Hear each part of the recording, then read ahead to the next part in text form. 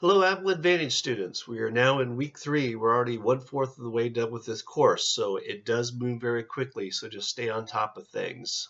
This week, you're going to be reading about chapters 20 and 21. Chapter 20 focuses a lot on economic growth and what are those variables of growth.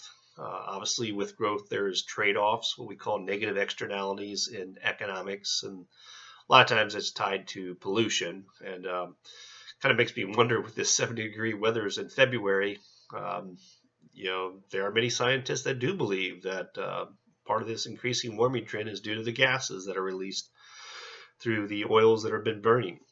So it's something that from the environment perspective, which is part of environmental economics that we have to take into consideration, look at, are we fouling our own nest? So what are some of the trade-offs of growth? But obviously some of those things we look at relative to physical capital, investment in education, technology, and the textbook also mentions, what they call convergence, that say a third world nation, if you inject a little bit of capital, it can actually have pretty significant growth right away. We're a well-established economy in the United States, so we are not going to see as rapid a movement.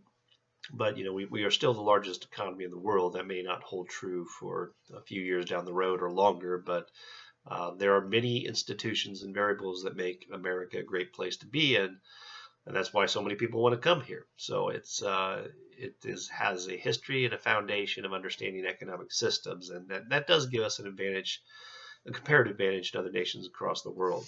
Chapter 21 focuses on unemployment. So you're going to learn about how it's calculated, the types of unemployment. Right now our unemployment rate is 4.8%, which is a good thing. It was a high of 10%, after the Great Recession of 2008. So as you pointed out in your articles reviews last week in your forum discussion, did a lot since the past 8-9 years to get us in a better place. So that's good news. So hopefully that just continues on into this coming year. And we'll also talk about the natural rate of unemployment.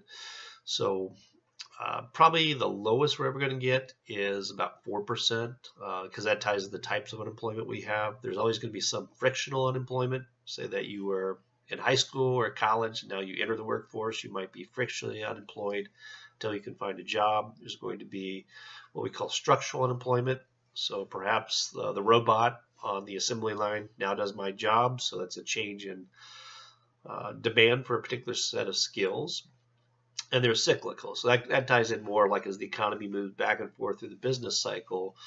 Well, if we're in a downturn, right now we're in an upturn, which is a good thing, but if we're in a downturn, some companies are just going to say there's just not demand for our products, and we're going to have to lay some people off. So it's unfortunate, but that happens. So, but the idea of like 0% unemployment is just never going to happen. You're always going to have at least some unemployment. That's what we call the natural rate. If you have zero cyclical, you're always going to have some frictional, structural, and some would even say like seasonal unemployment.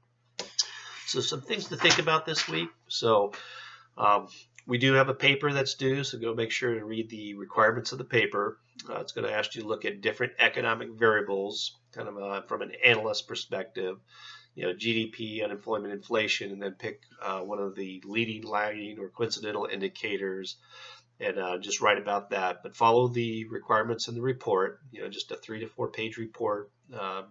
Answer the questions in the report and you'll do fine. That's what I'm looking for. And make sure to include any references where you retrieved any of this information or data. So actually the St. Louis Federal Reserve Bank, even the Bureau of Labor Statistics, which I'm going to have part of the forum discussion this week, is another place that you can go find information about these statistics.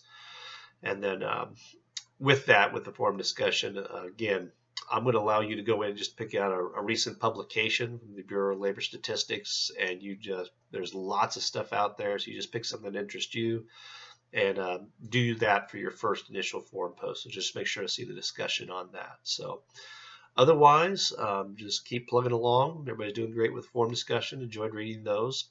So just remember to jump in early, get those done earlier in the week so you can focus on other assignments during the weekend. And as I kind of look through the week, I try to respond to at least once to each post to give you some feedback. So otherwise, have a great week, and we'll talk to you online. Take care.